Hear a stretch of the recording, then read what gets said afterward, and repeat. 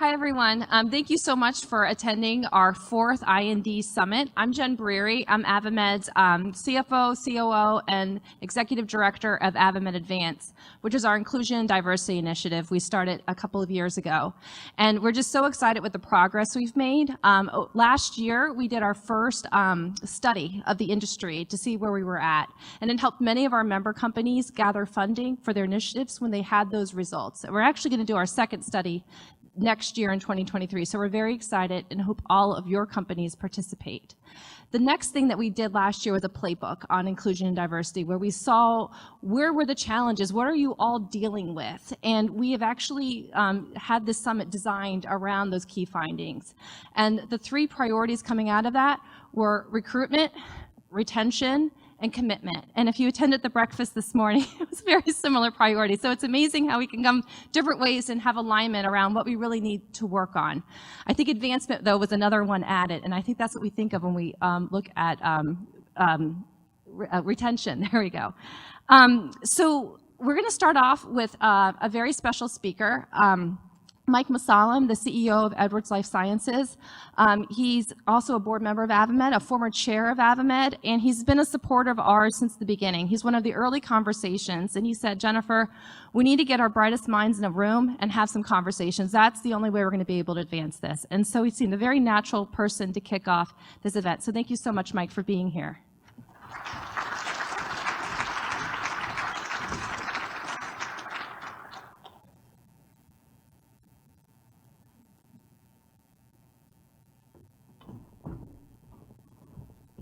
Thanks very much, Jen.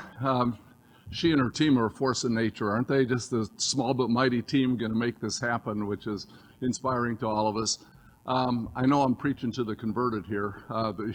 You're all here this morning because you're believers, and I'll customize my remarks because I know how you all feel about this subject. You know, I'm proud of AdvaMed, that AdvaMed's decided to step forward and make this a real issue that we're going to try and improve on. I think there's some of these issues that are just not specific to one of us as our company, but all of us. And this is one of those kind of issues that crosses us.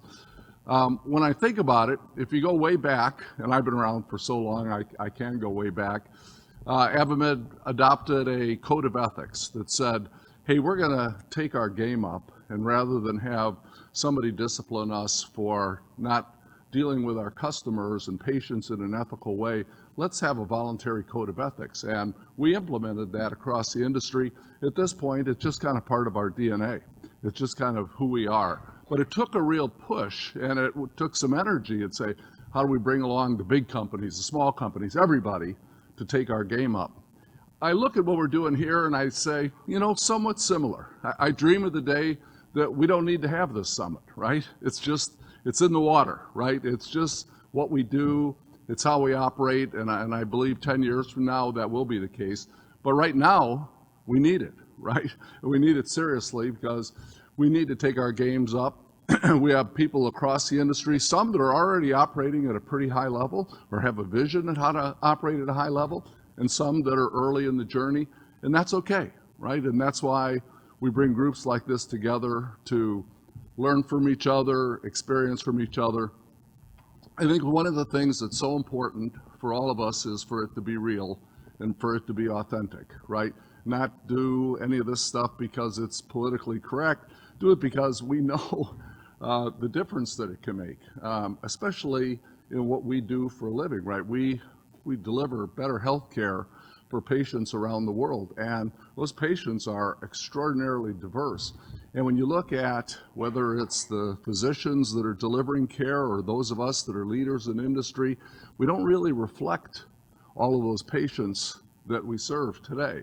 I think it's in our hearts and in our minds, but that diversity doesn't cross all of leadership, and there's a lot of interesting reasons, and there's probably some really smart people that can analyze the past, but that doesn't really matter. It's kind of where do we go from here? And so individualizing it, making it personal for each of us. I could tell you within Edwards, I personally took on a performance objective more than 10 years ago that says, okay, each year, let's increase gender diversity in our senior managers and above population, and let's increase our minority leaders in senior management above, and let's improve every single year. And okay, 10 plus years, some years we improved 0.5%, some years a couple percent, but we've made real progress. And I think it's just got to be what's right for you, right? How do we make sure that we maintain high performing organizations and don't compromise in any way, but have leadership that reflects the diversity of the patients we serve? And that's easy to say and hard to do. That's one of the things that's beautiful about a summit like this, is we can get good ideas from each other, can't we, right? There are some really interesting ideas out there. I know we don't have all of them. And important for all of us to stay in the learn mode, right? I know our team educated me, hey, it's not just diversity and inclusion, it's belonging. You know what it's like to really feel like you belong and so forth. And it's like, yeah, that's a really good point. And for all of us to just continually expand our minds in terms of what's possible, I think is a great challenge. So have a great session, keep it real and authentic, and know that we're at our best when it's fully integrated with our strategy, right? We don't put our strategy down over here and pick up diversity and inclusion and start working on it over here. It's never going to work that way. When it's integrated, right, and it's one thing, and the way we accomplish our strategy, the way we serve more patients, is to be more diverse and inclusive in our thinking and the way we treat each other. Okay, now we're starting to make some music. So anyway, I encourage you to have a great meeting, and thanks very much for letting me kick you off. Right?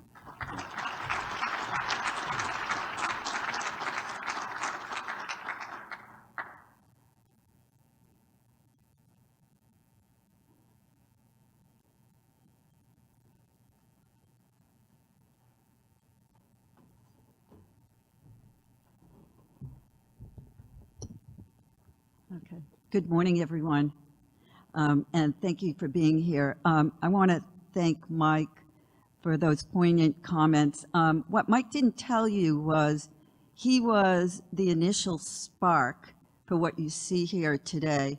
Mike is a guy who several years ago saw the need, and he created a call to action, and we want to thank Mike for that. So I am Martha Shaden. I'm the CEO of startup companies. I sit on the board of AdvaMed, past chair of the Excel board, and for those who don't know Excel, it's the division within AdvaMed that represents small startup companies with less than 100 employees. And I have the pleasure of chairing the I&D committee for AdvaMed, which is the initiative that brings us here today. So it's my pleasure to introduce Joe Mullings, Chairman and CEO of the Mulling Group companies, including TMG Search, Dragonfly Stories, and TMG 360 Media. I just want to say that we could have spent the next 3 hours talking about Joe's credentials, so I'm going to keep it brief. But just know, just go search him, and you're going to spend your day reading about Joe. The Mullings Group is a search firm responsible for more than 8,000 successful searches in the med tech, health tech, and life science industry for both very large and small startups. Dragonfly Stories produces attention and awareness campaigns for companies globally. And it's the media production company behind the award-winning video docuseries True Future, which Joe is the host. In 2020, Joe was appointed Chief Vision Officer for MRI Network, and we probably all know what that is, but MRI Network includes over 300 search firms around the world. But I think we can all Google and know this about Joe, but what you may not know is that besides leading our industry's #1 search firm, Joe's been a combat athlete for over 40 years, holding a first-degree black belt in Brazilian Jiu-Jitsu, a third-degree black belt in Aikido, and has managed and cornered fighters in the UFC over 20 times in his career. So if there's a lesson we want to take from this, is you don't mess with Joe. So with that, I'd like to welcome Joe to the podium.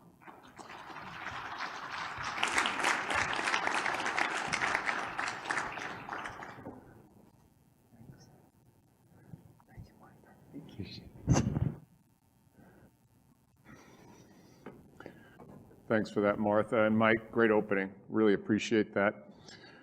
I'm going to chat with you. They asked me to chat about what's going on in the workplace today, especially on the hiring side of things. And I'm going to get to that with some detail on how to reach out, nurture, engage, land, and retain people.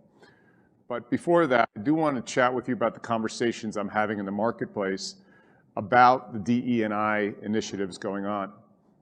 And as Mike said, we're preaching to the converted here. And I've been surrounded by some really bright people who have opened my eyes and enlightened me into areas that I should be considering as we go through this. And in the room here, you're not part of the problem, but you're part of the solution. The marketplace, and I've had hundreds of thousands of phone calls, personal phone calls with people as a headhunter, executives, C-suite, on down to first year out of school. And sometimes they feel like they're part of the problem because of the way they're spoken to. So that's really important to understand. DE&I in the marketplace is change management. And you just don't show up at a seminar on a weekend, talk about a subject, go back Monday and expect that lesson to be truly embedded and pulled apart and examined for better understanding. And I thought Lamont did an unbelievable job this morning on the MedTech Color Breakfast. There were so many lessons learned there as well. So I think it's important as leaders that we continue to let people know that they are part of the solution and not the problem. That's an important start. DE&I is also an incredibly complex undertaking. It's not easy to just have a pithy definition of what it is. Does inequality always infer discrimination? Is it structural inequality exclusively? And when we do include some, who else do we exclude? Those are the questions that come up on calls and interviews with individuals in the marketplace. On these subjects, I'm not going to offer you solutions, but you still need to understand that the people you're chatting with every single day in your community, in your organization, in the interview process, don't quite understand how to approach potential solutions. And then the answers, equality of outcomes or equality of opportunity. That's a sticky one, because sometimes the equality of outcomes seems unfair to one party. And most people can understand the equality of opportunity. That's the challenging part. How do you level the playing field, remove the barriers across the playing field? And then as Mike pointed out, if it's not integrated, it's not going to work for the P&L and the parties. We need to always serve a hierarchy of competency in our businesses. Because once you start to trade away a hierarchy of competency, the entire organization loses. So those are questions that you've got to ask yourself, understand are being asked in the community. We have to do a better job of educating people. In a capitalist society, it survives on inequality. Think about that for a second. It must have an inequality about it. Example, a parent, a child of yours, has an illness and has to go in for surgery. Do you want the best possible surgeon selected to be working on that child or that parent? Or do you want one that was there for another reason? The best engineers, we want them designing the devices that save lives. We want to pay them. We want to put them in preferred positions. We want to reward them for doing the things that we cannot do. Now, the effort needs to come from how do we level the playing field. Let me give you an example I just went into the other day. I had a client call me looking for a CFO. I went through the whole spec with them. And at the end of the conversation, they said, oh, by the way, everybody knows what's coming next. We'd want to make sure that on the slate, we have a person of color. And most search firms will go, yep, got it. We're going to go out there and get you the best athlete, first and foremost. And if one of them happens to be a person of color, awesome. Well, we're just going to get you that. The better answer would have been, and this is what's hard in med tech, and we know this, a good search firm will make 1,000 phone calls on a search to get you your slate. And if you sample the med tech industry, there's a very low percentage, hence the word underrepresented. But let's make it people of color in that CFO cohort. So what is the likelihood of me finding that if I don't put in the extra effort and take advantage of the pipelines that we have, like a med tech color, where I can call up Kwame and say, Kwame, I got a CFO. If I just make the standard effort out into the marketplace and I don't over-index in, the odds of me continuing to have the opportunity to push that initiative forward is near zero. So there's an obligation that each of us have in our business, in the search business. It is joining forces, getting alliances. So it is a disproportional candidate pool that is underrepresented that we're adding to our activities. So line that up with your activities and what you're trying to execute in your organization. Also this morning, AdvaMed, they've got a Delta team here. Kwame called out the MedTech Color team. Those are force multipliers. In a normal distribution of an organization, you've got A, B, and C players. There's a fascinating law out there called Price's Law. I'm taking you now into what's going on in the marketplace and how you need to start thinking about talking to individuals in the marketplace. Price's Law. If you take the number of individuals in a company, the square root of that, they do 50% of the work in the company. If you have a 10-person company, 3 people are doing 50% of the work. We all know those startups. If it turns into a 100-person company, 10 people are doing 50% of the work, and the other 90, the other 50%. Then it really starts to get interesting when you get to a 1,000-person company. You got roughly 30 people doing 50% of the work. Those are called your force multipliers. I started that statement saying in a normal distribution, what you want to do is you want to start figuring out your strategy on how do you talk to the market for your force multipliers. The classic way you've been talking to the market no longer works. The HR people in here and the hiring managers in here know that. You probably have noticed the most challenging market in my 32 years in the medtech industry right now. It's because you do not understand how to talk to the new market. What's happening in these organizations is incompetence grows at an exponential rate and competence grows at a linear rate because of that Price Law. That's incredibly scary, not just on the upside, but the downside.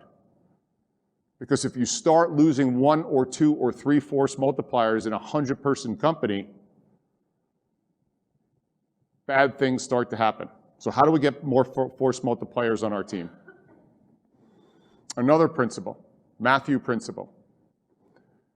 To those who have more, more will come. To those who have less, more will be taken from. Nothing holds truer in a capitalist society. We all have been part of organizations that have done extraordinarily well, and once we get on that roll, the good things continue to come, and it's not just karma. Success attracts more opportunities, but on the flip side, failure, ongoing failure, will accelerate you down into a place it's hard to get off your back foot. McKinsey put out an interesting slide recently, and I would say this holds really true. On the reasons for quitting between 21 and 22. And if you look at the first 4, career development, inadequate total comp, uncaring, uninspiring leaders, and lack of meaningful work. And it goes on from there. This has changed quite a bit over the years, but especially now. And this is the difference between careers and jobs. We're talking about careers today, not jobs. Architecting careers. Here's another way that they represented the data from a retention and attraction perspective on the high value qualities and the low value qualities. So here's the answer that every individual is asking when you get on the phone with them, when you interview them, when you reach out in the marketplace. When I come to work in your company, who will I become and why will I become that? If you're not able to answer that in the very first interview, and if each of your hiring managers don't have that in their mind while they're going through the interview process with the individual, you're not allowing yourself to be at an advantage.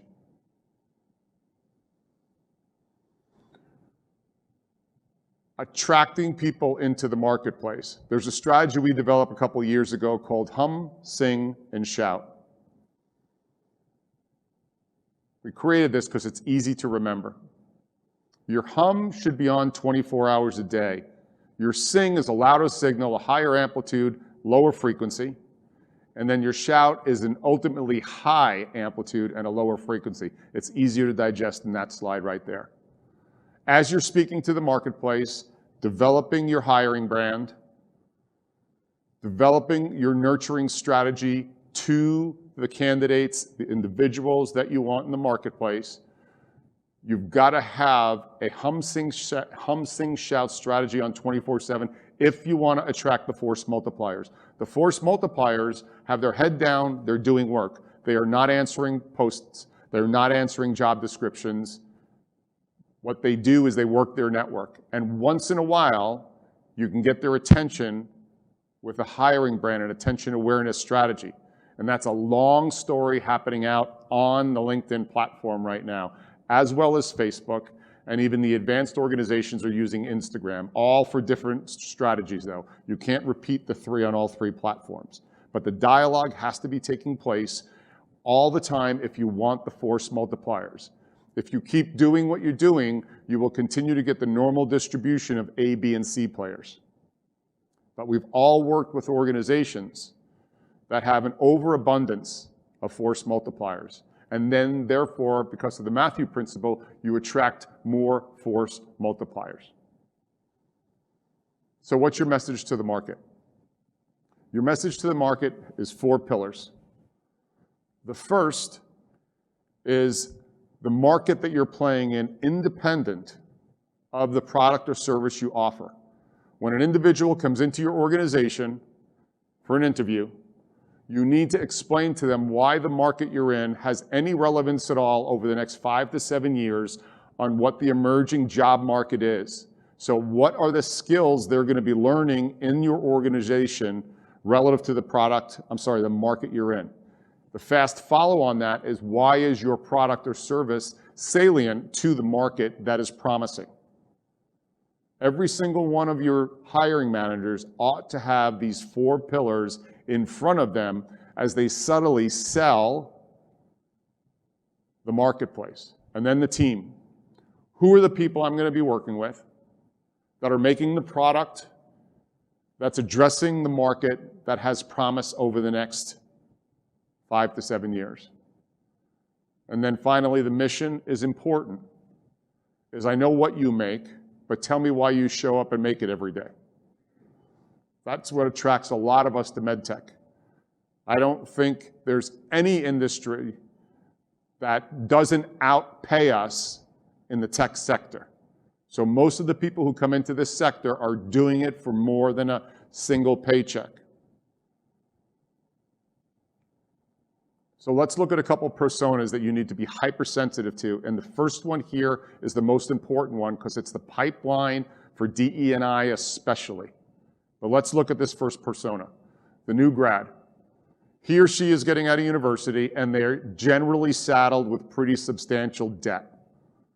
So they make their general decision on what is going to pay them the most money that they can start paying down their school loans.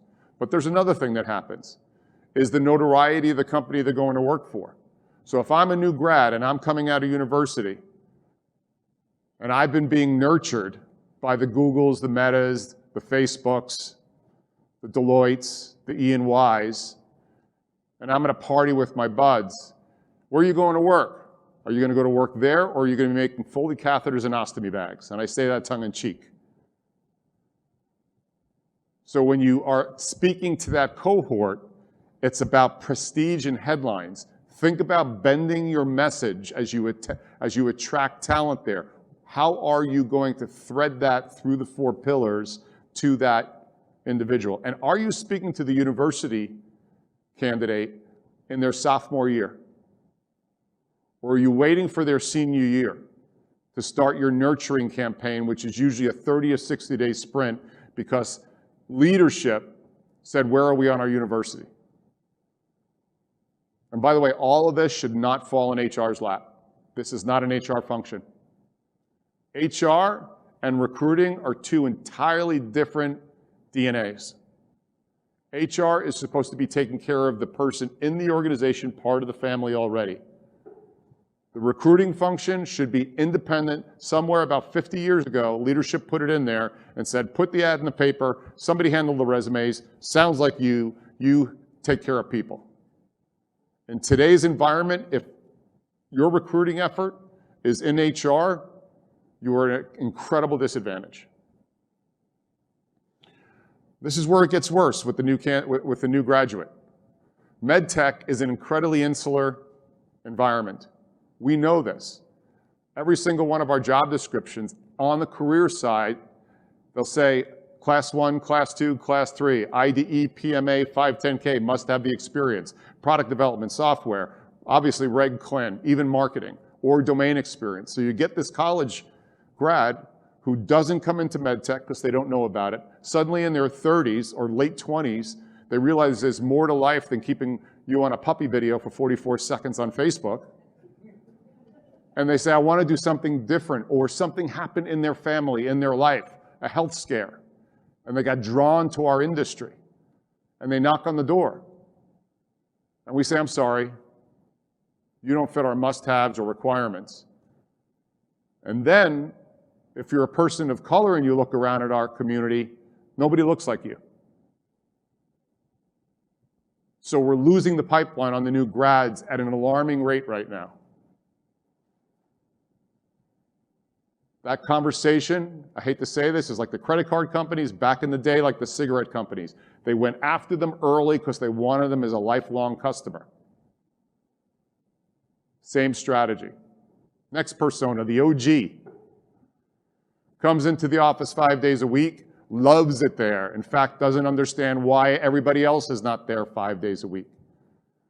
And what do they want? Their message needs to revolve around career development, compensation, and meaningful work. Those are the top 3. The next one is your family first. Wants flexibility in the workplace, and it's been available now since January of 2020, and it's not going away. They can flex, and they deserve to. Flexibility, career development, meaningful work, health and well-being. You're seeing how all these messages are different? How about the work from none of your business? Otherwise known as WFX. As long as I'm getting my work done, it shouldn't matter where I live, and you shouldn't pay me any different because I'm in Open Zipper, Iowa instead of San Fran. What do they want? Autonomy, meaningful work, compensation, and well-being. And then here is where you have the biggest liability in every single one of your companies right now. Your managers, because I talk to them every day, are at risk of even leaving the industry. Why? Well, first of all, the C-suite primarily is dealing with strategy, leading from the front, doesn't manage people, and are managing future threats and future opportunities. On the other side of the sandwich are the individual contributors who do things and tasks.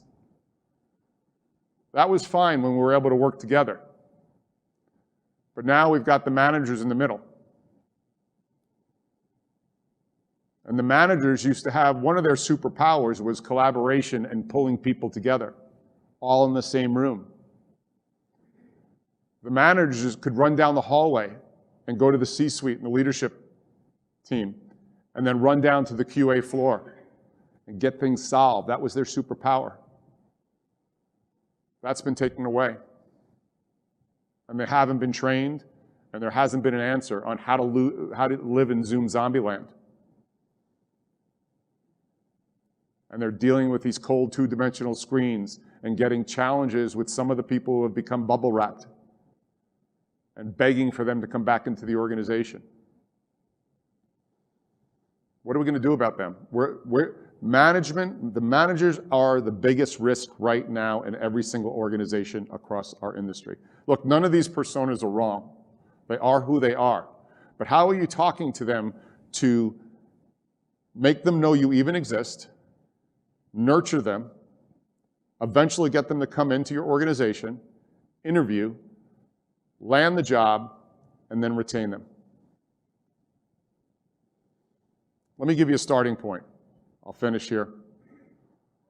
And I'll leave you with this, because you have to start from somewhere. I've given you the challenges, but I'm going to give you the very first place to start. By the way, before I get into that, I've always said that a CEO's bonus should be directly tied to the hiring brand of their organization. And then you'll get their attention, because rewards drive behavior. Hiring brand of your organization should have a reasonable impact on the C-suite's bonus.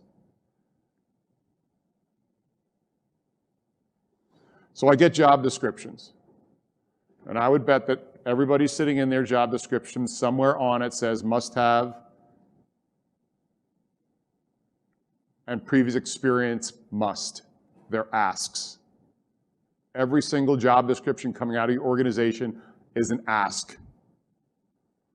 What if it started out like this? Dear future potential customer. Yes, your future employee is a potential customer. Because if they get lousy service, they're going to take their business somewhere else. But dear future potential customer, our company values the present you and the future you. Let me tell you what we do. And that should be important to you. Because what we make and the service we provide should give you relevant experience for the future version of you. So that's what we do. How we do it also should matter to you. Because we want you to know that you'll learn and increase your value in the market so you can ask for more money, more opportunity, and more flexibility, however you defined it. Let me explain who you will work with, because your mom and dad were right. Who you hang out with is who you'll become. And maybe more importantly, it will inform your future network, which is probably one of the most important career assets you can have. And then why we do it. It's the reason we show up every day. If you're not a lot happier and fulfilled, a majority of the time than not, then we're failing at what we do. But this is what we do. This is why we do it. And we know you're only going to stay here for 4 years. In your job description, in your interview, I know you're only going to stay here 4 years, statistically speaking, and that's all right. And I do want you to look back on your career here as the best 4 years you've ever had. That is our goal. And if we do a really good job, you might stay longer.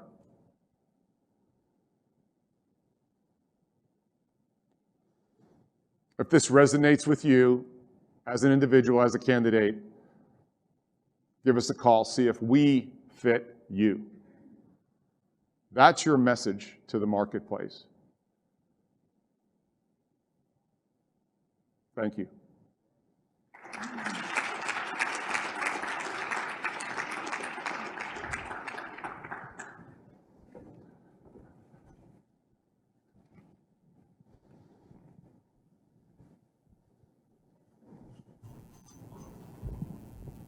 All right, Joe, that was amazing. Thank you. Thank you. Thank you for all of your time thinking through this issue and helping give us some new light. It's wonderful how to have an outside opinion looking in.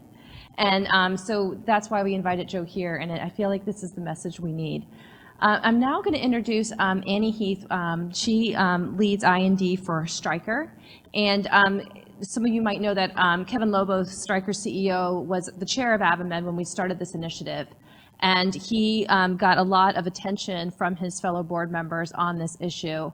And he basically said, you know, the only way we can attack this is the same way we do any business problem. You need to have data.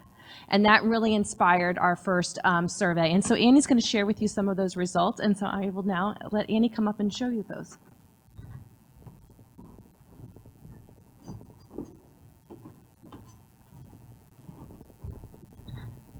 Hi there, it's a pleasure to be here.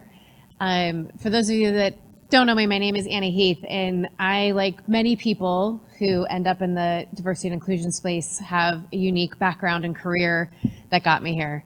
So I've been at Stryker 23 years now. 20 years of that was actually in the operations world. So my last role was leading 5 of our manufacturing plants before I made a major career shift to moving into the I&D space. I've always loved this space. I've always been passionate about it. But as you can imagine, being an operations person, data is near and dear to my heart. And as we think about this DE&I journey, there is an important role that data plays. It is not the only thing.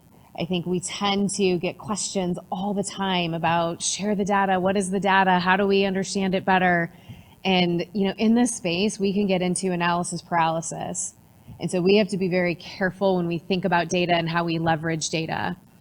It is really important, however, that we understand where we are. We understand our baseline. We have a better idea of where we are going and where we truly need to get better as an industry. So AdvaMed approached this as any business would with attacking a business problem, is that we do have to get clarity on the data. And AdvaMed leveraged the 2015 EEO1 data to understand where we are as an organization, and then did an additional survey in 2021, leveraging our 120 member companies. And so the important thing for us to remember as a collective industry of us together is, how do we raise each other up and raise the perception and attraction of all talent coming to MedTech? Instead of us, you know, shuffling our talent between each other, how do we truly attract more people to this? I mean, Joe highlighted it well. I mean, there is a war for talent right now, and trying to grab into each other's businesses to pull that talent over is actually not going to be the victory. We have to attract more people to this industry. We have to get people more excited about coming to MedTech out of college and growing their careers in MedTech, and knowing that this is an opportunity for all. So we're going to look at the 2015 compared to the 2021 just to see some trends so far. It's only 2 data points. And then we added on here labor market, and I just want to provide some clarity and context on why we add labor market. It is really just to show some sort of gauge as to where we are compared to all industries outside of MedTech. It is not by no means a target. It is by no means a goal for us to get to. That is something we have to be very, very careful of. However, it does paint the picture that there is talent out there. There is people out there, there is talent, and we need to get them encouraged to come into the MedTech industry. So if we go to the first slide, this is going to show our gender diversity as a MedTech group. And I'm clicking the buttons. There we go. So this is our national female workforce versus our national average. So you can see the 2 bars are a year over year. So we have seen some increase when we look at 2015 to 2021. We have to recognize that we are making progress. When we look at it compared to national average, we still have a long way to go. And we particularly call out sales. There is a pretty significant gap when we think about sales. And one of the things for sales is it really represents us almost outside of our individual industries of who we are as organizations. So I think it's really important that we think about that growth in sales. And then also in many of our organizations, sales is a pipeline for leadership. And so how do we really grow talent and grow them into the organization to help us impact those positions further along the line on the graph? If you'll see professional, we're getting, closer and closer to labor market, but then as we look at manager and executive, we do continue to see the drop off and some areas of opportunity for us to continue to grow talent within our organizations. The next 2 slides are going to go specifically into our Black talent and our Hispanic Latino talent. And the reason for this is that, typically we have grouped this together, but sometimes it overshadows where our opportunities are. Our Asian population tends to be a little bit more represented within our organizations. And so when we group it together, sometimes we can hide where some of our opportunities are. So I give AdvaMed a lot of credit for breaking out this year our Black, and the next slide will be our Hispanic Latino population. And as you can see, I mean, similar trends, sales is still a significant opportunity for all of us. And then as we grow in the organizations, we continue to see that drop off. And it's interesting, I mean, Joe commented, when we ask for diverse slates at the executive level, those are hard to find.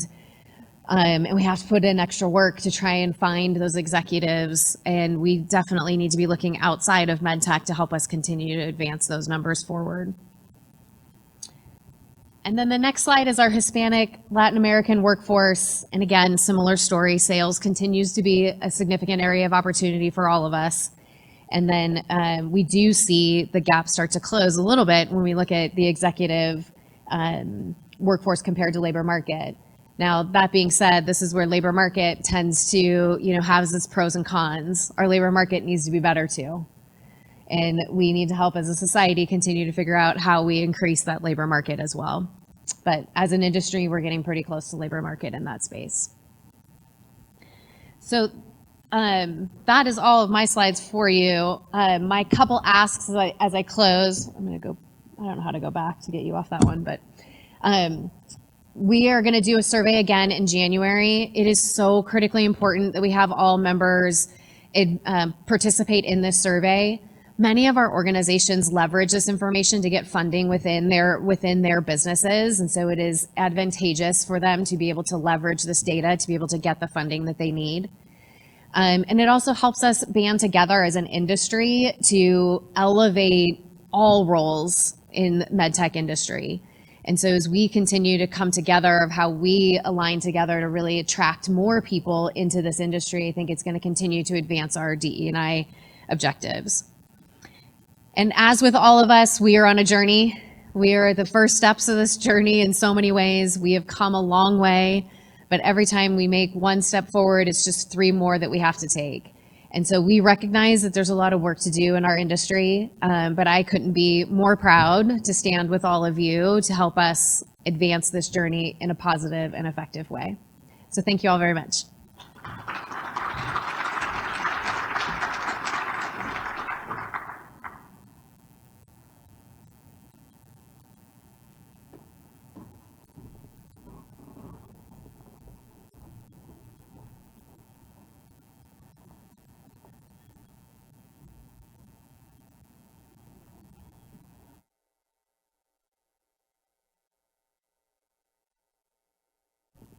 All right, I'm going to go ahead and invite our first panel up. Our first panel is the great reshuffling of today's workforce. How do we stop the shuffle? Katie Osman from Water Street, principal at Water Street, is going to moderate. Franz Tafou from Edwards Life Science, Vice President, Global Diversity and Inclusion, and Jennifer Payne from J&J, Senior Vice President and Head of Global Regulatory. Thank you all for participating today. Thank you.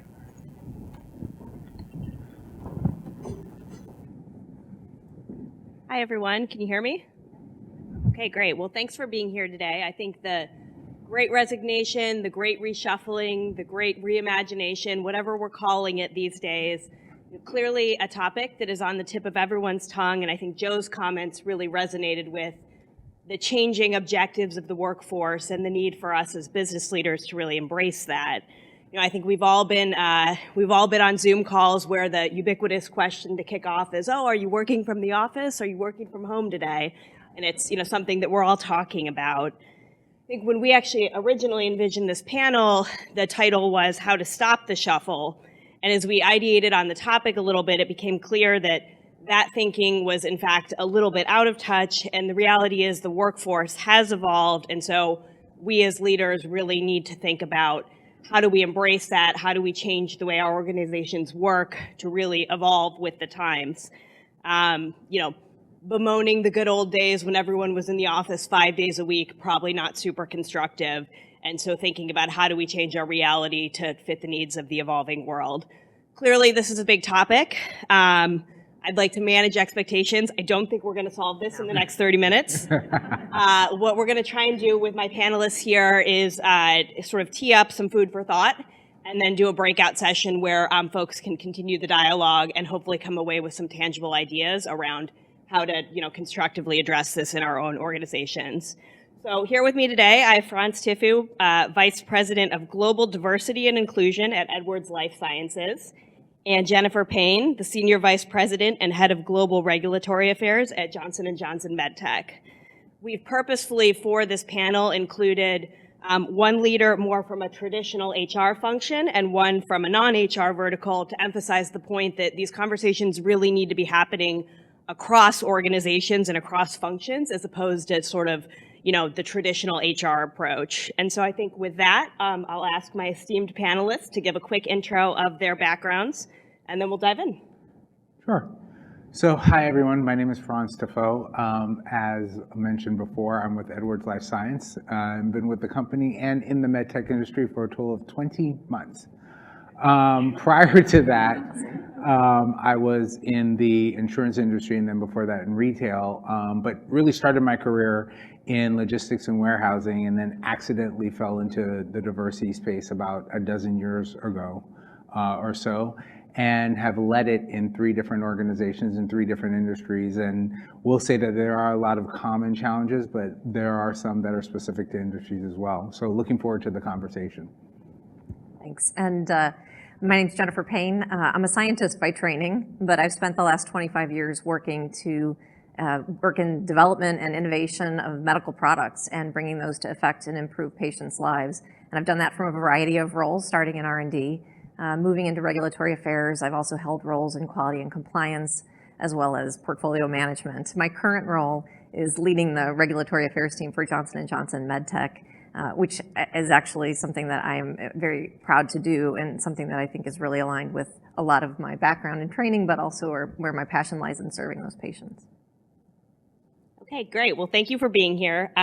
Before we start trying to solve the problem, let's define it. So, Jennifer, let's start with you. Can you share your perspective on what does the Great Reshuffling actually mean, and what are some of the organizational implications that you've seen at J&J? Well, thanks for the question, Katie. And I have to say, I struggled a little bit because I think it's a little bit fuzzy to talk about the Great Reshuffle. I mean, I think we had the terminology of the Great Resignation. We saw a lot of people leaving the workforce, really driven by some of the dynamics of the pandemic. I think that we've also seen in the current, as we've returned back into the office, as the vaccines have allowed us to move back to a more normal way of working, we've seen that people got used to a little bit of the flexibility that they saw when a lot of us shifted almost overnight into work from home to be able to keep things moving in the worst of the pandemic shutdowns. And I think it really created a dynamic where people had to rethink their relationship with work. And it caused a lot of people to start to question, how does their work line up with their values?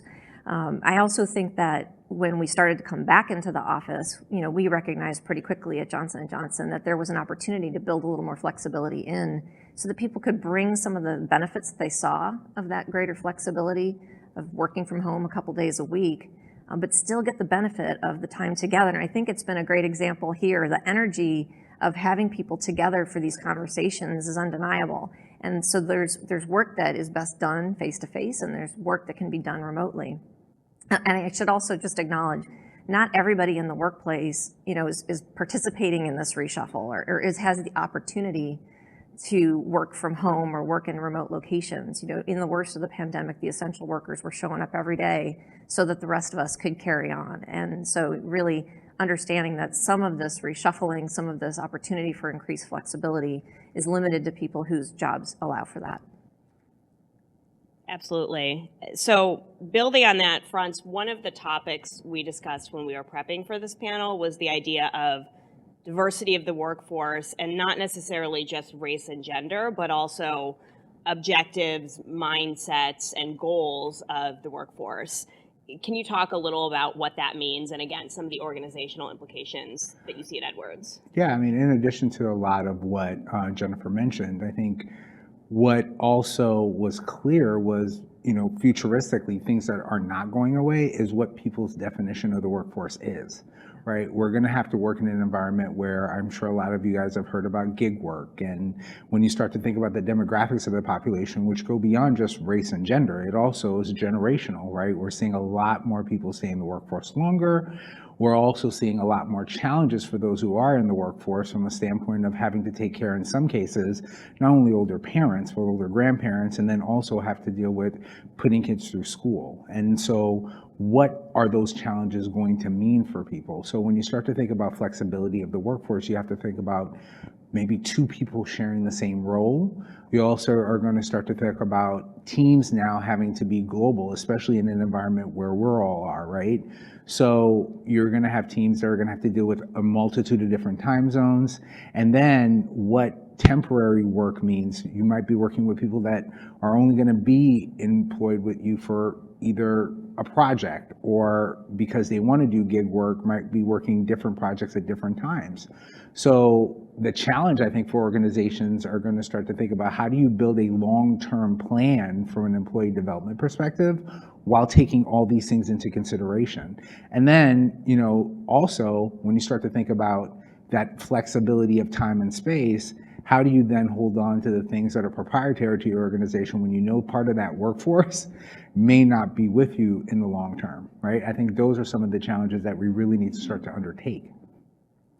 So let's talk about that a little more. The idea of, being okay with employees as Joe talked about, may only stay for 4 years statistically, may only stay for 2 years, and being okay with people who are contractors or more short term. How do we create organizations that allow us to achieve our strategic goals and retain the IP and the value that's created while allowing for that flexibility and sort of encouraging people to develop their careers in the way they want?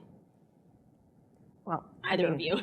So we could probably both weigh in on that. I think that, it was kind of interesting to hear Joe's comments, and I will say the workforces, the people entering the workforce now have different expectations maybe than my generation and generations that came before me with as far as how long they'll stay with an organization. But I think one of the great things about working at a company like Johnson & Johnson is you can stay 4 years in a role here and move to a completely another role in a different part of our business and get the experience of having something completely unique and different. But I think the idea is to create an environment that people don't want to leave. You're working to create a place where, if you're able to give people work that's worth doing and an environment where they can see a path and you're helping them along a path to career growth for themselves, they're going to stay with you. And I think that that's one way that you can mitigate some of that risk. I think of those gig workers and those contract workers and all of those different essential ways that we get work done as a great talent pool from which we can draw, as it makes sense to bring those folks into our organization on more permanent terms. And if we need project workers for a particular project, then that's also okay. But creating an environment where they also feel included creates more opportunity for bringing those folks into your organization when the right opening opens up for them. I think in addition to some of what Jennifer mentioned, I think also to Joe's point, I think the more critical, I would say, level of leadership is those managers, because those are really going to be the people that are going to have to strategically start to think about what is their organization going to look like and what parts of what kind of talent they're going to need. But I think training them to create an environment that's more welcoming, back to Jennifer's point, to then have people want to stay is going to be critical in providing them with that training. I mean, if you think about it, one of the reasons why managers are the largest at risk is if you think of what's happened in the last 2 years in the pandemic, we've now gotten these folks to go from really managing people in an environment that's controlled. They come into work, you manage their ability to progress through tasks. We're now asking them to be psychologists. We're now asking them to actually be able to manage a workforce that now needs to also bring in work life into that balance. And I don't know if we've provided them all with that training. We're also looking at expanding globally as corporations, right? That environment involves, multiple cultures, multiple time zones. You're now having to be able to emote performance from a remote employee. And in some cases, it requires different talents and skills, and we have to be able to train them, because those are really going to be, 70% of the reason why people tend to stay or leave in a job is their direct supervisor. And so, that is putting a lot of pressure on these leaders, and it's an immense amount of responsibility. And we really need to look back and say, have we provided them with the guidance and training that they need to look forward in that workspace where you might be dealing with 3 types of employees: those that are remote, those that are there every day, and those that are hybrid. And also take into account that you're also going to have employees that might be in multiple cultures, time zones, and really, how do you navigate through that space and be more agile?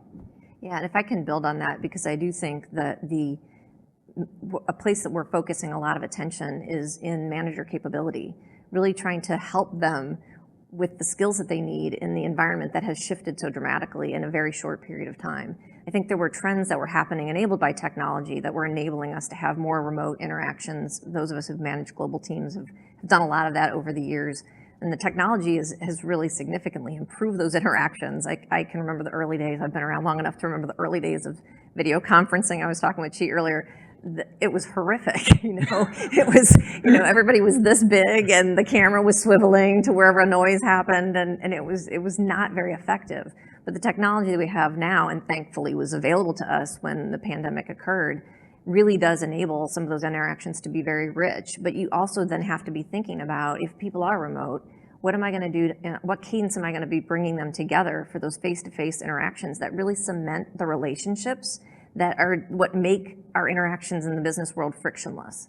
So you have to make sure that you're thinking about that, and that's not necessarily something that everybody had to think about in the days before the pandemic and in this environment of increased flexibility. And then also rewarding too, because you also need to change the mindset as to those unconscious biases about, people that are in front of you usually tend to get the more attention. So then how do you build career progression for those people who aren't going to have those opportunities as much in a hybrid or even a remote environment? And you really have to rethink sort of how you are able to get that effectiveness, and then also how are you able to promote and build career development for all of those associates. Yeah, so let's build on that, because I think that's one of the biggest challenges, right? We're hearing from employees, they want flexibility, they want the ability to work from home at least some of the time. It feels in a lot of ways that's almost directly at odds with our goals around both training and mentorship, as well as the broader sort of building the company's culture. And so how do we reconcile that sort of at oddsness? And let's talk about some tangible things that both of your organizations have done to help start to bridge that gap. Yeah, I'm happy to start. It's fine. I think that you have to be more deliberate in an environment where you have more people flexing in and out of a specific geographic location. You have to be more deliberate about creating opportunities for mentoring relationships to form. And I think also with your talent strategy, how are you going to create development opportunities and exposure for people in a very deliberate way that you can't count on the incidental interaction in the cafeteria. Or if you can't count on somebody meeting somebody new that they haven't interacted with before because they happen to be in a meeting and there were a few minutes beforehand or a few minutes afterward. So without those kinds of chance opportunities, you have to create those opportunities. And there's been some really creative things that teams are putting together. I'll mention a couple, and then I'll give you a chance, because I think this is a really rich area to build on, right? In terms of helping people with making their network increase, one of the teams in our EMEA region has created something called Café Roulette. And so it's virtual. It's not something that is face-to-face, but what they're doing is they're putting people into Zoom breakouts, and half an hour a week, you're randomly assigned to somebody across the region. You don't know who you're getting until the face pops up on the screen. And in that interaction, you may be talking to somebody that you know well, who's a stakeholder that you work with frequently, and it gives you an opportunity to further strengthen that relationship and talk about things like career progression or opportunities across the organization. You may get paired with somebody you've never met before, and that gives you an opportunity to expand your network, to learn something new about the business, and that may open doors for you in terms of thoughts about your own career. So that's a very creative way of trying to help people, continue their network building. I'll mention one other thing that I think is also really important. It's making the most of the time when people are together and not using that time. Like if everybody comes in the office 3 days a week and they go and sit in a cubicle on Zoom calls all the time, that's not really helping the purpose of being together. So being more intentional is a conversation we've been having with my leadership team. I'm looking at Lamont, he's laughing. It's a conversation we've been having about like how do we make sure that when people are in the office that we use that time differently than the time that they might be working from home. And so I know, I'm gonna call you out, Lamont, because I know that teams have been creating opportunities like Waffle Tuesday. Did I get that right? It might be Pancake Tuesday. Pancake Tuesday. It was Waffle Tuesday the other day when I was in Raritan. It ran out of pancakes. But the idea is we're going to get together for breakfast, and everybody who's on site that day is going to be face-to-face together, and it creates those informal moments. We've done something similar with my leadership team. 30 minutes every week. It's the water cooler. It's a Zoom, because we're all in different geographies. But it's a Zoom call, and it's literally called the water cooler because we're trying to simulate that opportunity to just have some informal interaction. And yeah, business gets done during that call sometimes, but it's also a time when we find out if Bob's team won, Notre Dame won that weekend, or if, I guess we'd be talking about the Phillies this week probably. So it's again, a way to create that connectivity within the organization. And I think it's been really successful, and I judge that based on the fact that they keep telling me to keep that on the calendar. So please. I think in addition, you know what we've done at Edwards is we've been really purposeful about setting up more global teams. So we've, over the last, I'd say, year, have been more strategic around developing more global teams and having people who may not have ordinarily had a team member in an area in, let's say, in Israel, or a team member in Japan or China, and purposely building teams that are more global to give those leaders more experience with having to navigate different time zones and making it fair for you to have a team meeting where, okay, maybe you don't have your weekly team meeting at the same time every week on Wednesday. Maybe sometimes you do it at 8 in the morning for those people that are in Europe, and then maybe you do it at 5 o'clock the next week for those people that are going to be in JPAC that, you know, it's morning for them, and everyone sacrifices, right? And so that's built, I think, a more familiarity for those folks, because we are a California-based company, but now to appreciate the fact that, you know, 2/3 of our employees are outside of the United States. So maybe we need to be a little bit more inclusive instead of being US-centric. And then I think something else that we've also done is to start to look at from a position to position perspective, and that's probably a more long-term plan, is what positions really need to be, you know, based at work as opposed to that could be remote or hybrid. And I think a lot of the positions that we're looking at, we're trying to make more hybrid, because I think that's a best combination of both, where you're expecting people to be at work some of the time, where they can build some of that team and team building and recognition, but then allow people to sort of have that time where they need to be flexible and they need to balance the things that come up in life and allow them that flexibility as well.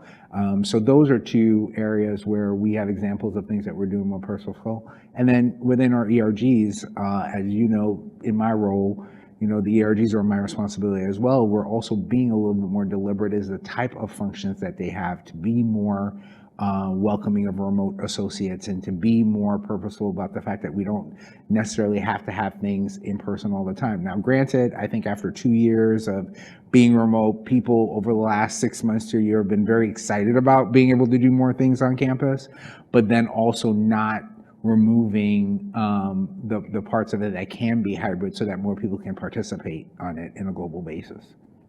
Yeah, absolutely.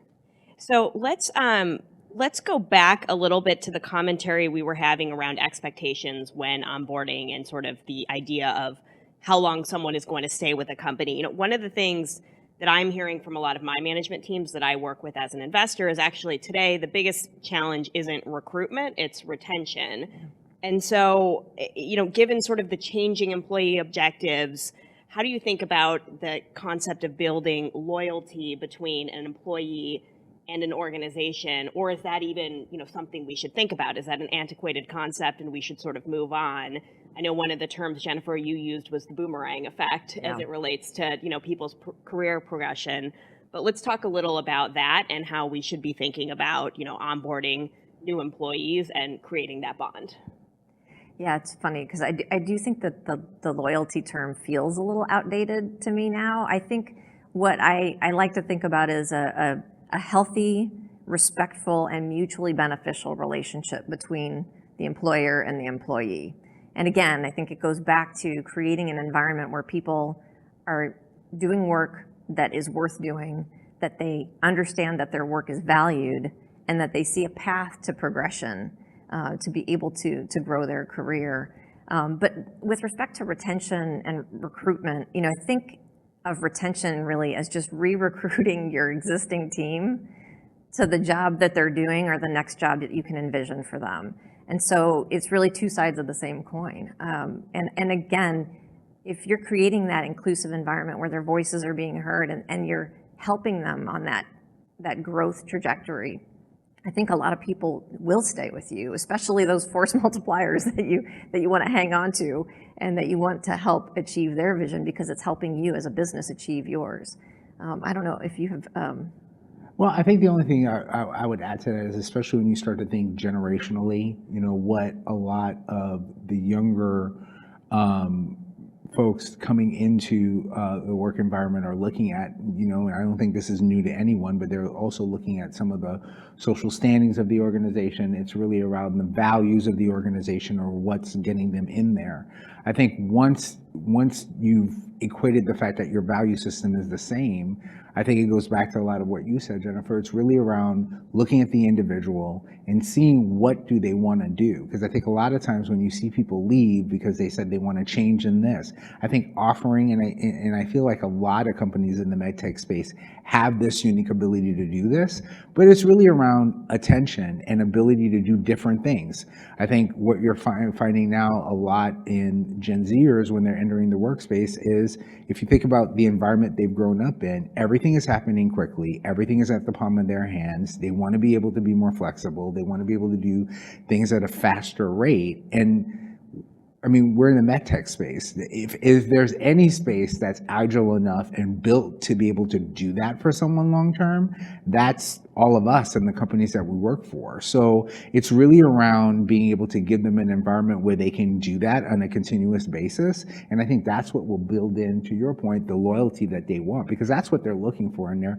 I think traditionally most companies have thought, or people have thought, they've had to leave a company to get some of that. I think if you can build that within that person around the fact that you can learn laterally, you don't necessarily have to learn going up. And once you build those things that long term, you will get to where you need to get to eventually. And I think that's really on an individual. And I think that's what we need to really start to look at is, which goes back to to what we said about managers. The managers have to be looking at their associates individually and looking at their individual goals, what they're dealing with, to be able to take on some of those challenges.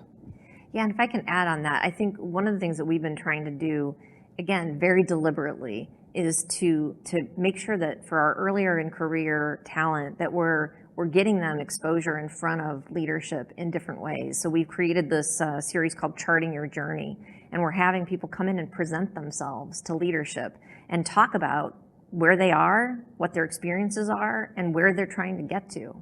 And as we do those sessions, we're actually pairing them with a mentor from the leadership work of our organization. And so they're getting also a connection and a mentoring relationship as part of that process. And what it's doing is it's helping us as leaders identify, some of the aspirations of the talent in our organization. Because if you don't know that somebody's trying to get to a particular place, it's a lot harder to help them make that move or give them the experiences that are going to open that door for them.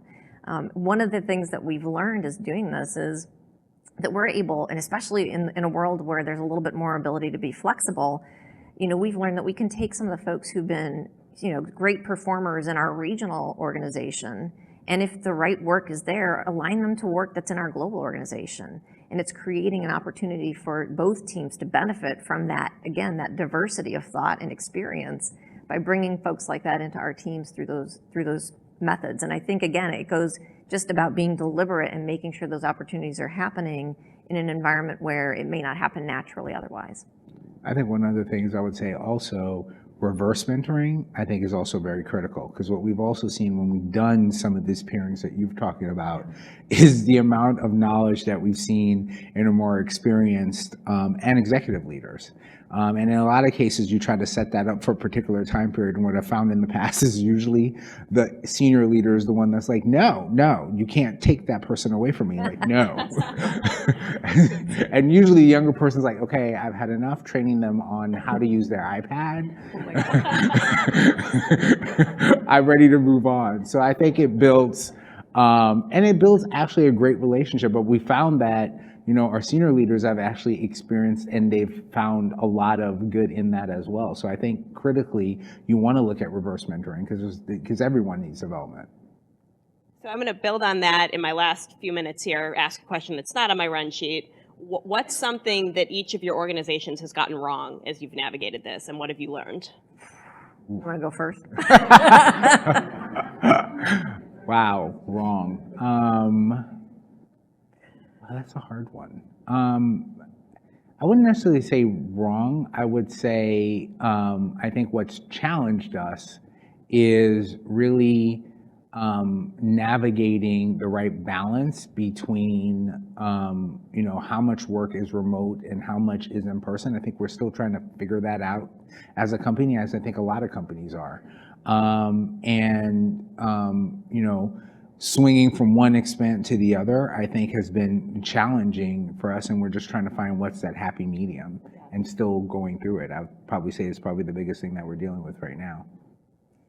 Yeah, I would agree. I think it's probably still a little too early to say if we've gotten anything really wrong. I think we would already know, but I would say that there's still a ton of opportunity to continue to learn and adapt and evolve, as we're working in a more hybrid environment with some people remote. One thing that I find exceptionally frustrating is I think there's still opportunities even for technology to help with some of this hybrid situation. If you've ever been the person on the phone calling into a room that's full of people in the room, how many people have been in that situation where you're trying to get a word in edgewise, but the constant chatter in the room won't let you be heard? There's got to be a way. Like I'm trying to figure it out, and I'm gonna patent that. So don't anybody steal that idea. But I think that we have to. It's actually what was always good meeting hygiene, but we need to be, again, much more effective at it. Asking, taking a pause. Does anyone on the phone want to weigh in? Yeah. Who have we not heard from, right? It's part of the stuff that we should always have been doing in our meetings to be inclusive of every voice. But I think if we're not more careful about it, that's where things will go south. Because the people who are in a situation like that, where they're remote, for whatever reason, they're not going to feel included, and therefore they're not going to feel like they're being valued. And that's where you start to see people making different decisions about where they're going to work. Mm-hmm. So I think that's the area that I see a big opportunity. Yeah, and I think that's a great point, whether in person or remote, to this broader concept of inclusion, just making sure that everyone on the team has a voice and not everyone is the loudest voice in the room, but empowering people who aren't to be part of that. Or recognizing that raise hand signal on Teams. Right. Yeah. Right. It's not the clap, it's a hand. We're not using emojis here. Cards you can buy, they're colored cards that you can pull up on the screen. Say stuff like you're muted or. That's brilliant. That's good. Yeah, I mean, not to water on your. No, that's all right. Good. Well, thank you both for being here and for being very candid about your organizations and some of the things that you've done that have worked and that haven't. And I think it's good to move this from an intangible concept to a more tangible set of ideas that we can all learn from. So I think with that, we're going to move to breakout sessions. I think we've got 25-ish minutes, 20 to 25 minutes for discussion. Each table should have a facilitator. I think we're putting questions up on the PowerPoint slide. So if everybody can do a quick round of intros at your tables, if you haven't already, and then launch into the discussion. I believe someone will be taking notes, and all of this will be confidential. So thank you. Thank you. All right, thanks.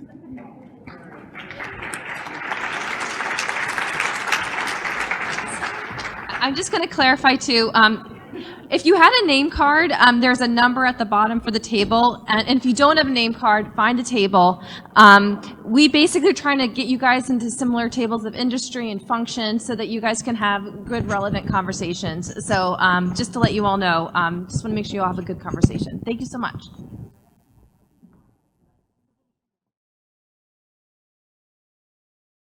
All right, everyone. We have our next panel taking the stage.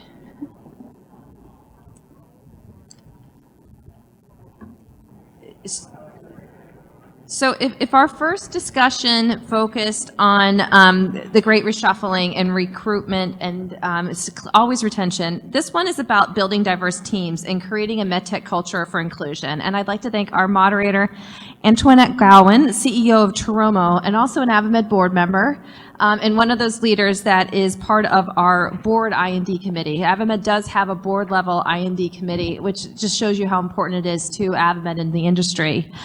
We also have Elizabeth Woody, Senior Vice President of Public Affairs at BD, one of our AdvaMed regulars. Her board member was once our chair, and that means that in her role, she became like a staffer at AdvaMed, so she's a longtime friend.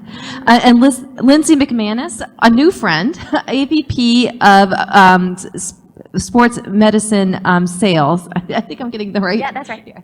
And so Lindsay, we saw the sales numbers, right, guys? And so we really think her perspective will kind of show us what it's like and what we're kind of up against as we try to make some difference in those numbers. So I'll let you guys talk. Great. So thank you, everyone. Thanks for taking the time.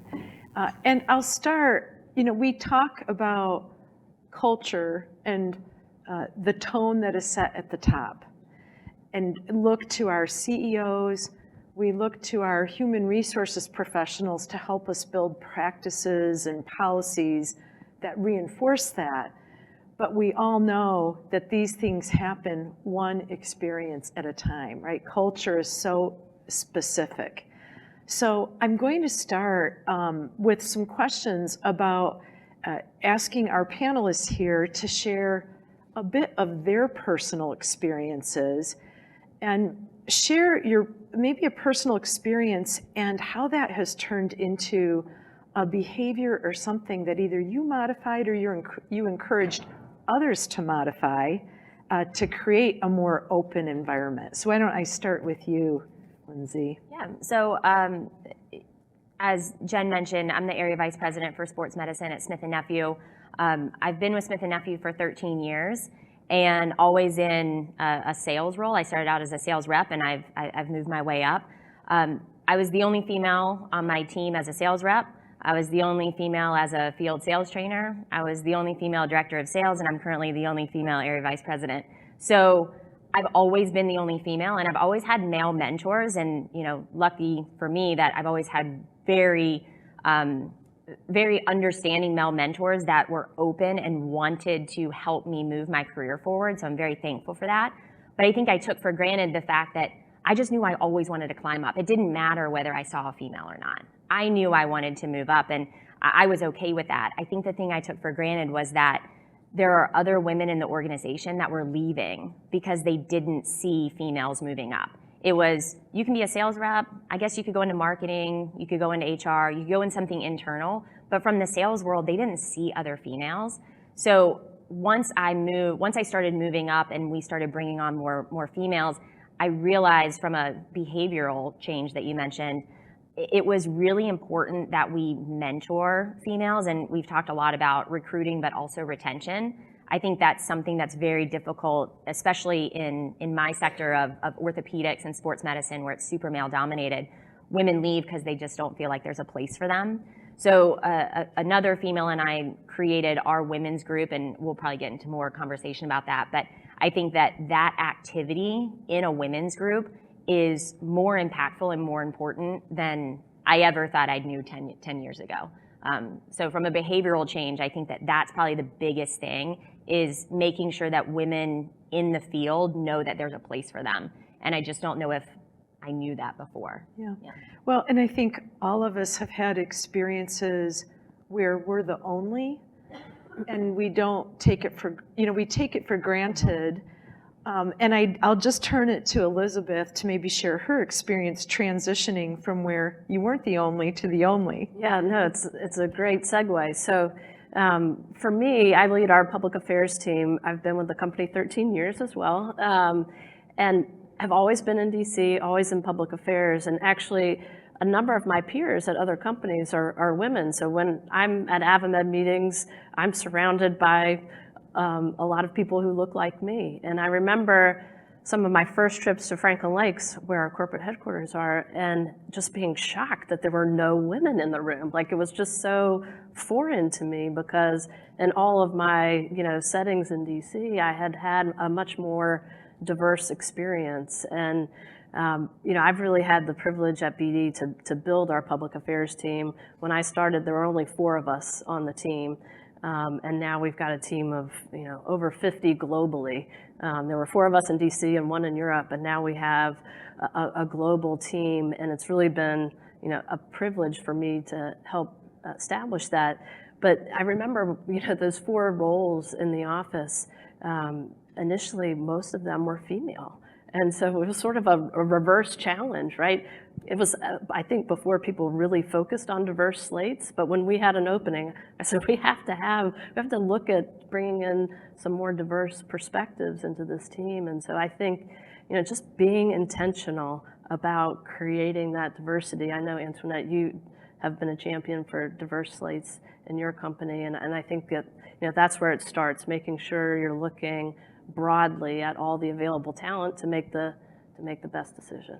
Yeah. So we talk often about the tone at the top, the leadership, all the environmental aspects. If you could each maybe share a little bit of just an example at a personal level in a meeting or in a process where you've tried to encourage people to think differently or approach things a little bit differently. So do you want to start? Sure. I think, to your point, there's sort of the people angle of this, right? The personality, and then there's the process and policy. And so just a story that I'll share. I have 2 young boys, 9 and 6, and both of them predated a maternity leave policy at BD, which is, quite hard to believe. I remember when it was first, explained to me that I was going to take 6 weeks short-term disability, I was like, what? I'm not disabled. But, I also remember well my oldest at 6 weeks and how sleep deprived I was at that time, right? I then realized why they use sleep deprivation as a torture device, because you cannot think clearly and make good decisions. And I was like, what if I had to go back to work right now? I used vacation and some unpaid leave, and I had some very supportive leaders that enabled me to do that, a supportive family. But Jen mentioned our former CEO, Vince, and I remember saying to him in a session like this, we got to do better, right? So for people who don't have a supportive manager, BD is a very heavy manufacturing company. So for those women that are working on the manufacturing lines where their only option is to take 6 weeks short-term disability, we've got to do better. And I'm pleased to tell you that we have done better. We now have a paid parental leave policy. We sort of leapfrog maternity leave, so it's parental leave for both women and men.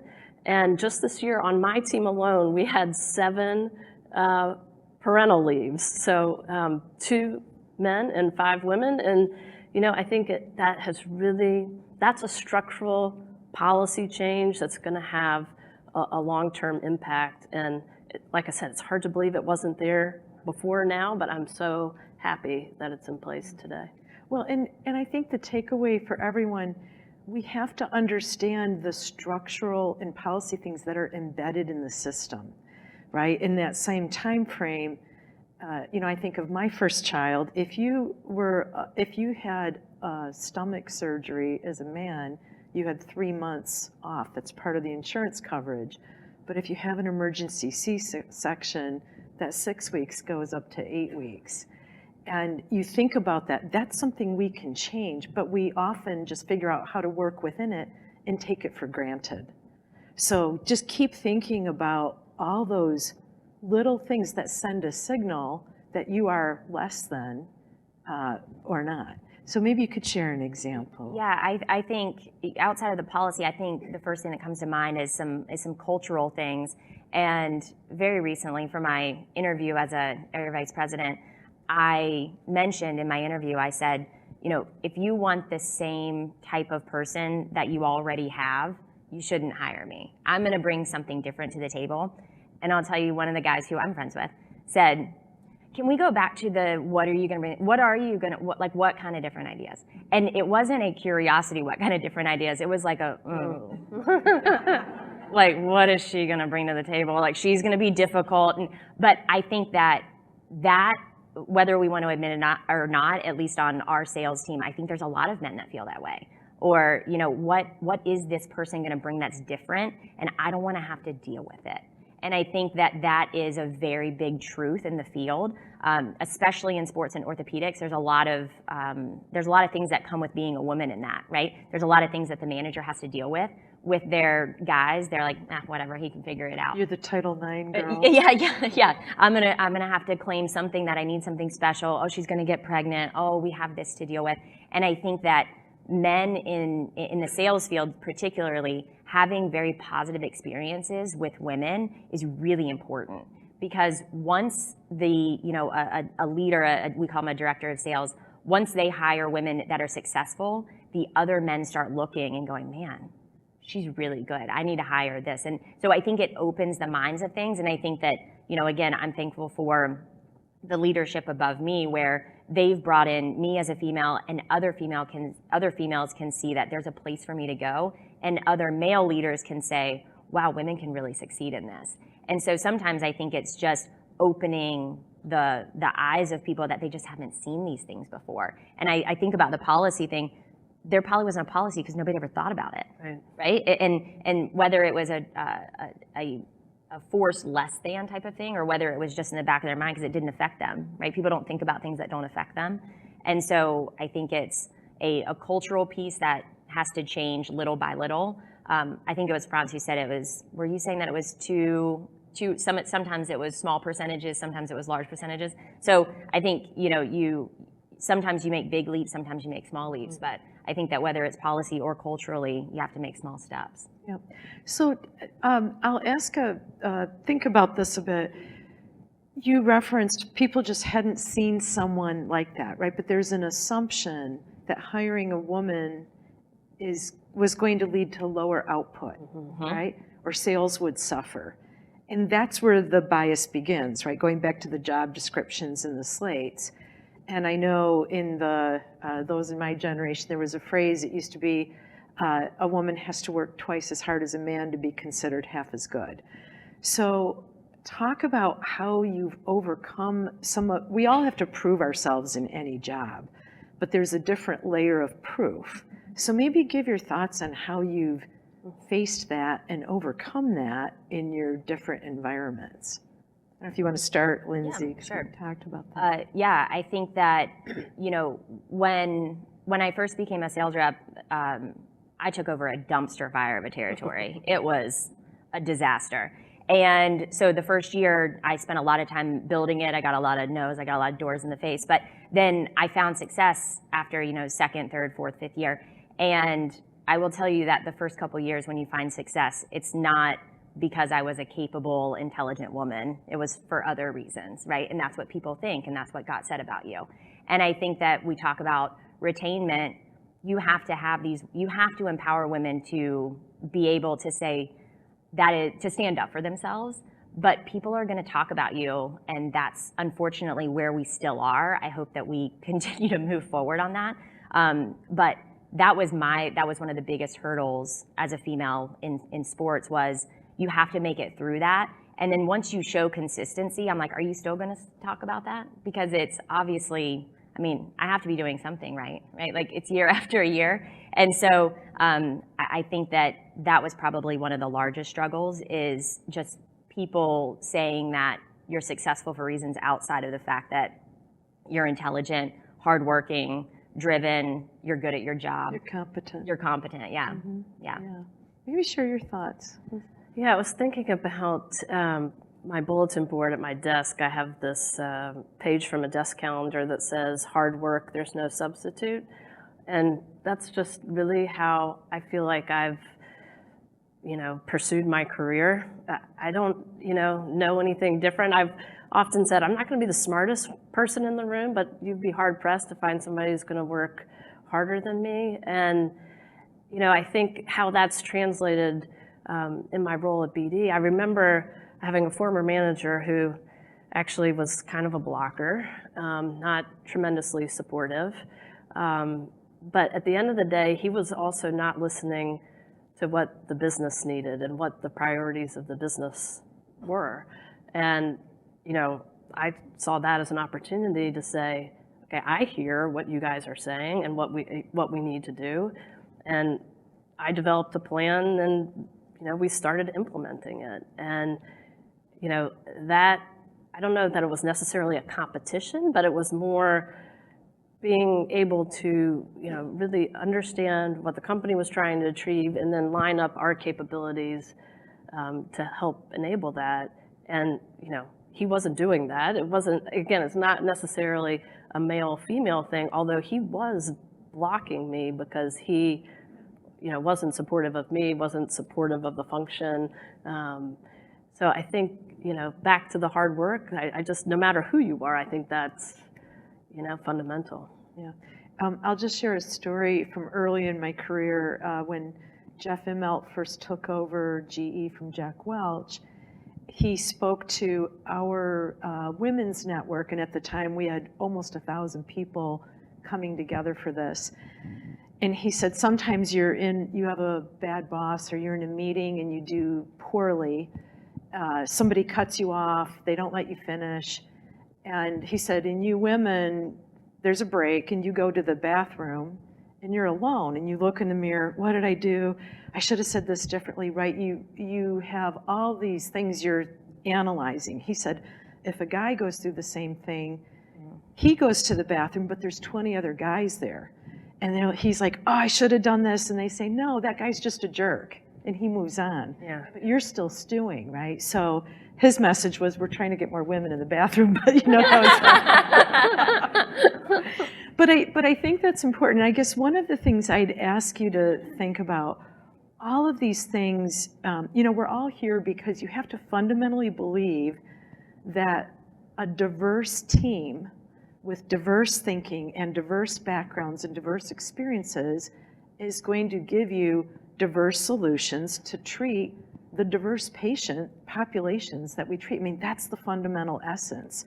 So maybe if you could share some examples of where having that diversity that introduced into sales or introduced into BD has made a difference. So I'll let you start with this one. Yeah, so I think about the pandemic. So for those of you that are familiar with the BD portfolio, right? So needles and syringes for vaccination efforts, diagnostic tests for COVID. And at the beginning, we had existing diagnostic platforms in the lab and for point of care. But there was a big question about whether or not we were going to be able to develop COVID assays for those platforms. And I'm convinced that the reason we were able to do that and to deliver on that was because we brought in a diverse team, not just diverse right, in gender or in ethnicity, but diverse in perspective, including, from my team, right, bringing that external insight in, right? Governments and policymakers around the world need our support, and we have to mobilize to respond. And, if we're not going to respond to this, then what are, the thing that attracted me to BD 13 years ago was the fact that our products are so fundamental to the delivery of healthcare that there's hardly a public health issue out there that we don't care about or can't help address. And the pandemic really proved that out. And so I do think that, it takes a diverse team, right, to develop a new product. And so I think the pandemic is a really great example of how we were able to deliver because we had a diverse set of people working on those projects. Mm-hmm. Yeah. Yeah, I think that, your opening part of the question, I couldn't agree more that if you have a group of like-minded, homogeneous looking people at the table, you're all going to think of the same ideas, right? So I think that's a very great example, and I have nothing to say when we were working with COVID. No, but I think that anytime you're bringing a diverse group of people together, you're going to get better ideas. And I think from a sales perspective, I look back as, in my director of sales, I had a team of 25 sales reps. My oldest sales rep had been working at Smith & Nephew since I was born. He was very close to retirement, and he had this wealth of knowledge that nobody else had. He spoke to customers so differently than the new associate rep we hired that was 24 years old, who was straight out of college and very tech savvy. And having those types of people at the table to brainstorm, how are we going after this? Who are our targets? What's successful? What's not working? How do we look at this a different way? That is so important, because the whole reverse mentoring piece is also there too, right? Everybody's learning something from someone. And I love those type of team meetings when you bring such a diverse group of people into a room to ideate and to share. It's the amount of ideas that come up on whiteboarding is incredible on those things. Yeah, I find it interesting. So I went through some reverse mentoring when this is pre-internet days. So yeah, I was 5. But we tend to think of mentoring as a senior to a junior person. And so often mentoring is a peer level, and you don't know when where your next idea or your insight is going to come from. Yeah, that really resonates with me, because people ask me often, like, how is it working with Tom? Because I worked very closely with Vince when he was CEO, and I compare them both to, like, working with Vince was like working with your dad. Working with Tom was like working with your brother, right? Like, it's just a different, sort of clock speed, and I think that's a version of diversity, right? Like just the mindset and the perspective. I think that's another reason why we were able to deliver on the pandemic, just like this relentless, we got to get this done, we got to find a way to figure this out. But so do you ever feel the urge to mess with him because he's like your brother? Yeah, sometimes, he messes with me too.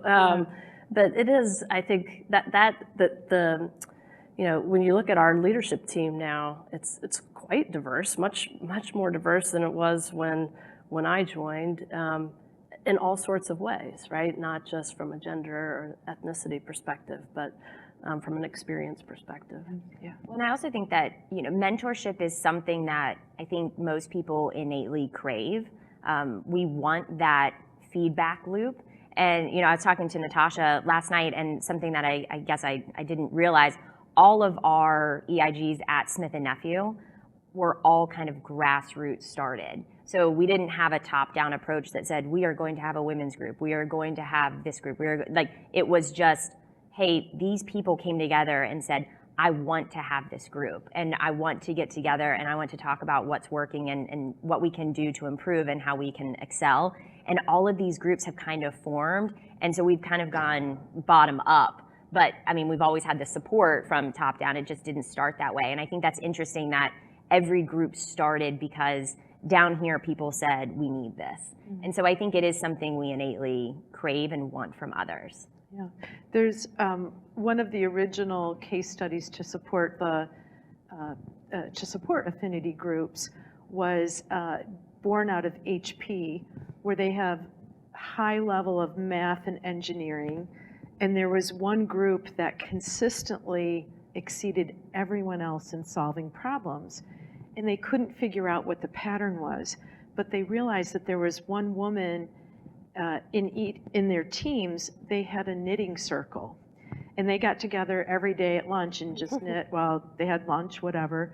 But they were all from different functions and different disciplines. So they would come up with, what do you talk about at lunch? Like, I'm struggling with this problem or whatever. So it just reinforces that. And they came back, they brought that back to their teams.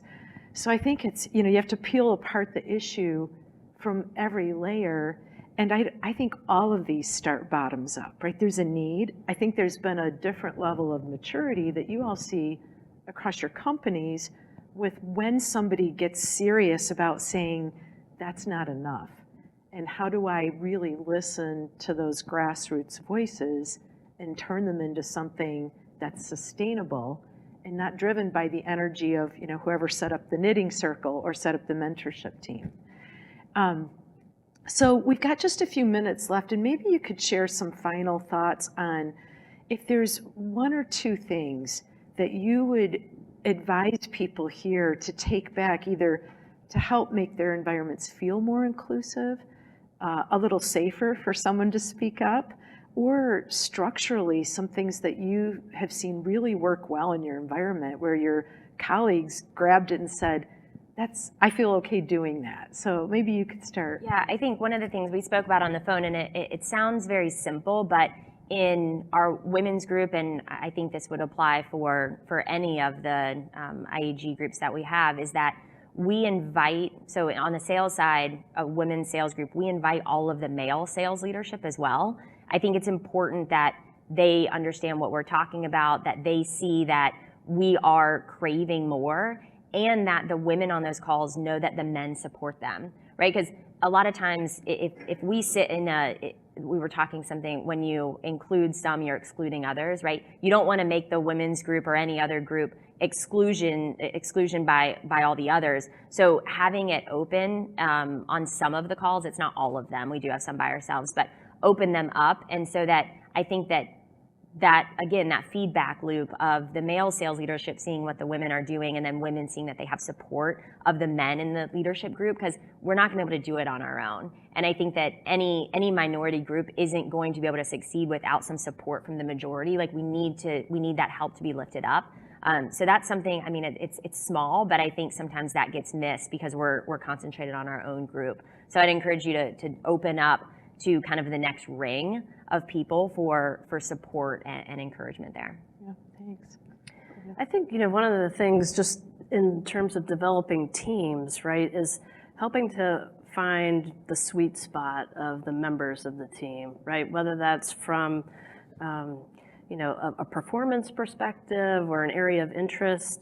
But I've been really energized by my own team when I, put people in roles that they are meant to be in, right? And that enables them to, bring their best self to work, right? And so, I've had the privilege of doing that in a number of cases, but it also requires taking some risk.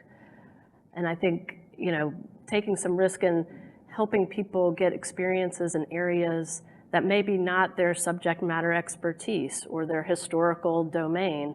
But one of the things I've always admired about BD leaders is that they, those that have been with the company a long time have had roles in a variety of different businesses.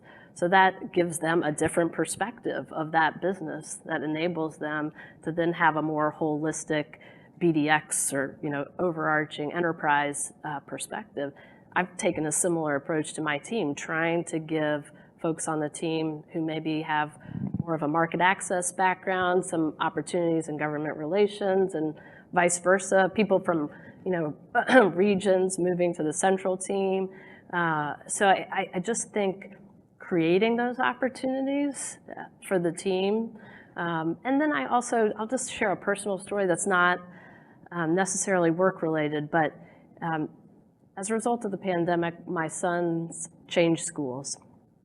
And they were starting on a new Little League team this past spring. And we were like the newest family. Everybody else had been, growing up together and friends for a long time. And I just share it because it actually reinforced for me what it feels like to be an outsider, like a true outsider. Like everybody else, had this network, right? And we were new. And it was a very, very uncomfortable place to be.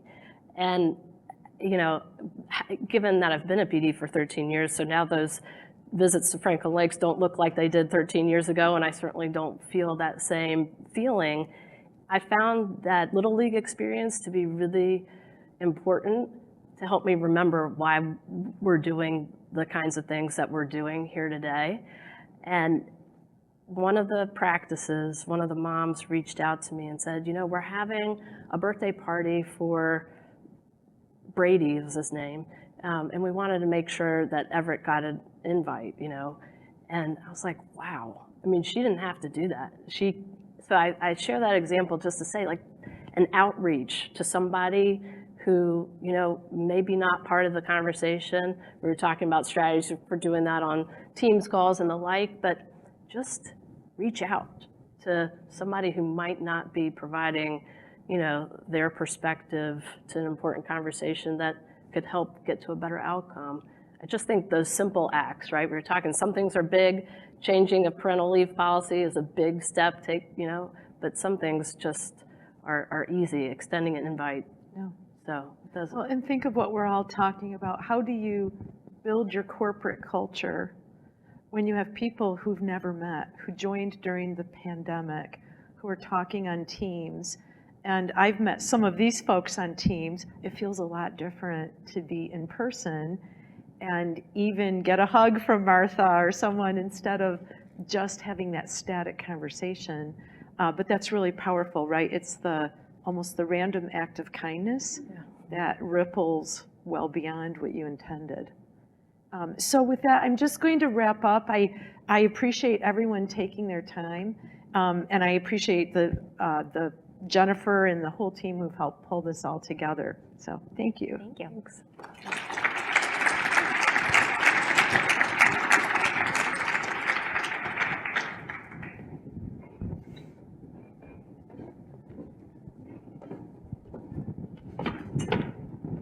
That could have gone badly.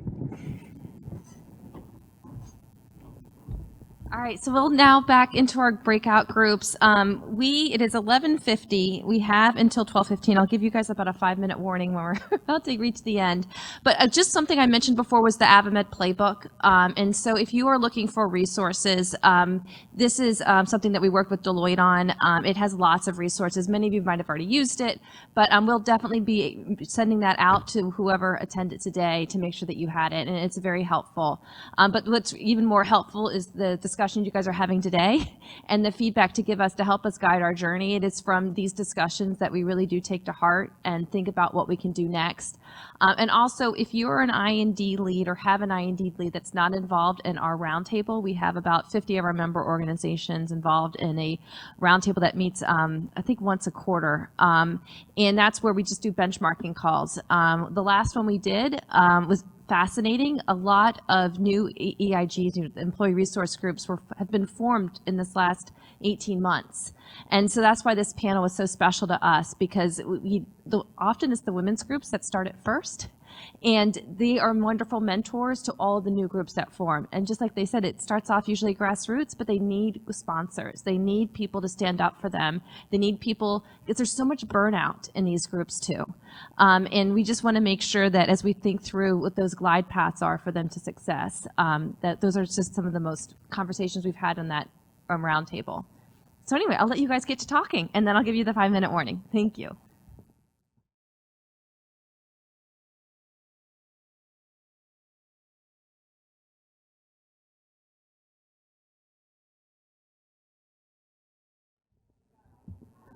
All right, we've reached the end.